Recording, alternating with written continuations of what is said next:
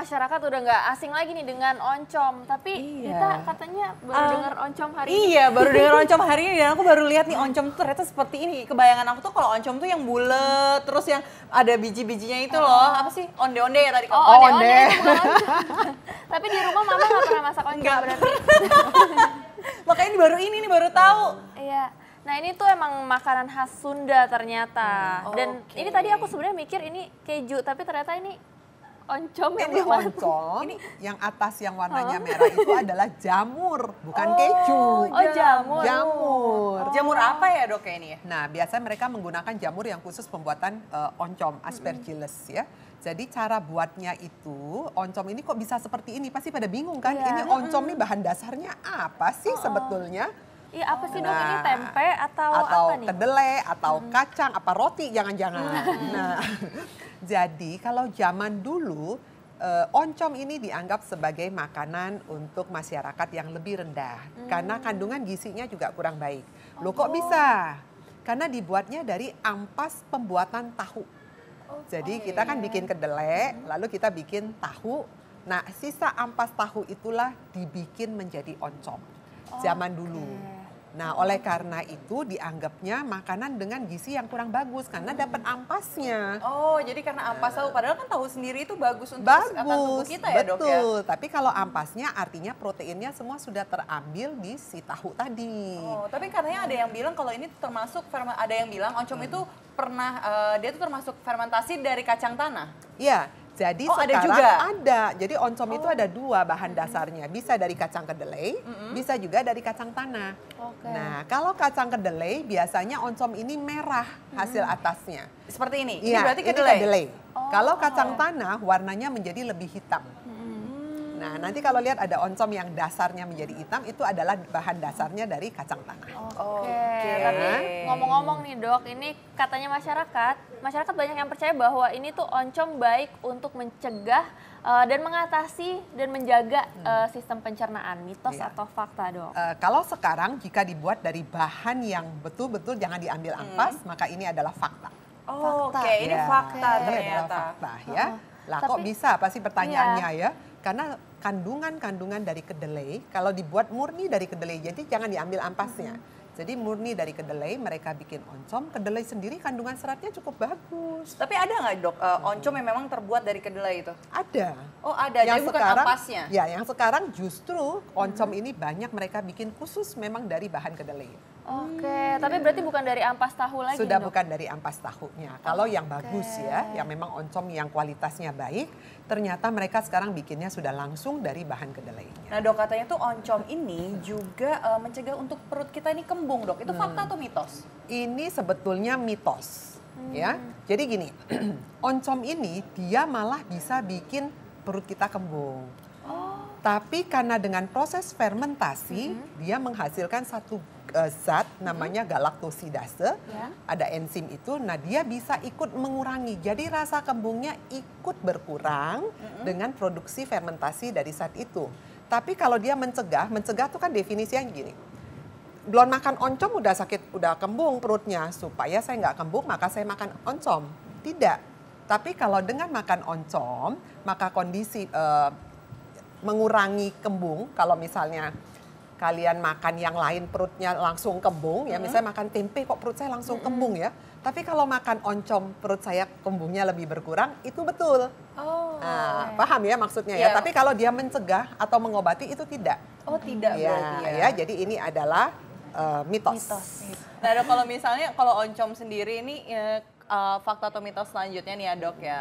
Oncom ini tuh dapat menekan produksi racun aflatoksin. Nah, ini adalah mitos. Mitos. Lah, kenapa mitos? Karena oncom sendiri ini tergantung dari bahan pembuatnya. Jadi zaman dulu itu oncom itu mereka sering menggunakan bekas-bekas yang olahan tahu tadi.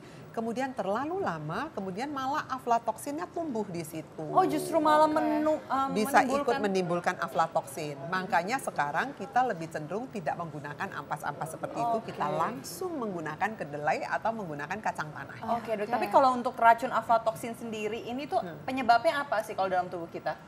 Bisa menyebabkan apa? aflatoksin dalam tubuh bisa menyebabkan kanker liver, kanker hati. Wow. Ya, Oke. ya, jadi memang kalau sumber utamanya banyak di kacang-kacang yang sudah busuk. Jadi kalau kita makan kacang, jangan begitu makan kacang udah hitam, pahit, malah terus ditelan. Hitam, pahit, buang, jangan dimakan lagi.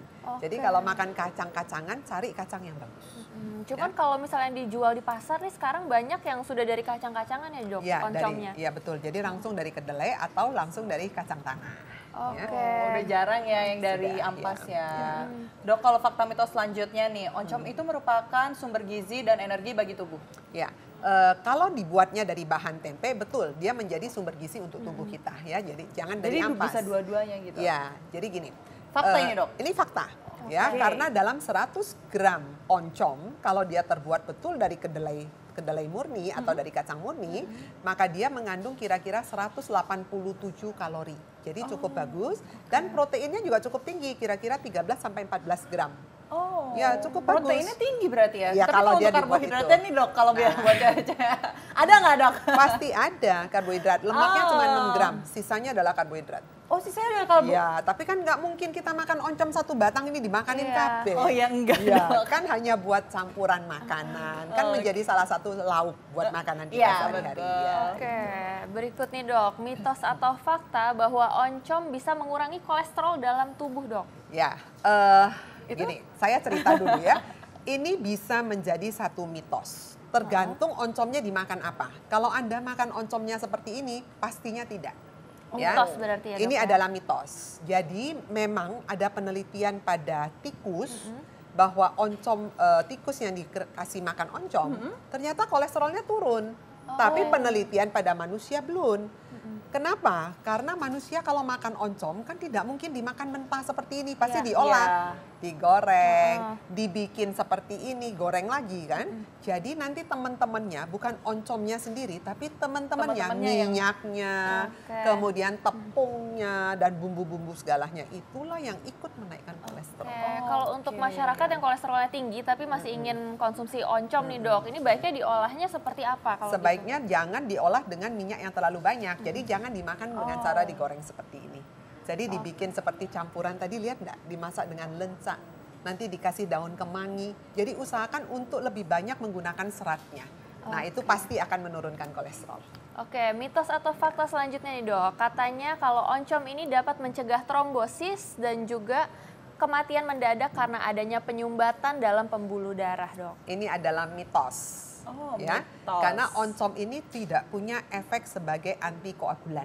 Jadi ada makanan-makanan tertentu ya yang punya efek sebagai antikoagulan itu ada. Tapi kalau oncom ini tidak ada. Oke. Oke, wow. Berarti kalau misalnya untuk oncom sendiri sih dok ya, apa sih kegunaan dalam tubuh kita ini? Ya, oncom ini punya manfaat. Satu sebagai sumber energi bisa ya, karena kalau Anda makan kira-kira 100 gram itu sudah mendapatkan 180 kilokalori, 187. Sebagai sumber protein ya, Ya. karena dalam 100 gram dia sudah menghasilkan 13 gram protein. Jadi Anda pernah lihat tahu Bandung? Tahu Bandung Iya. yang kuning itu? Nah, satu tahu Bandung kuning itu mengandung sekitar 7 gram protein.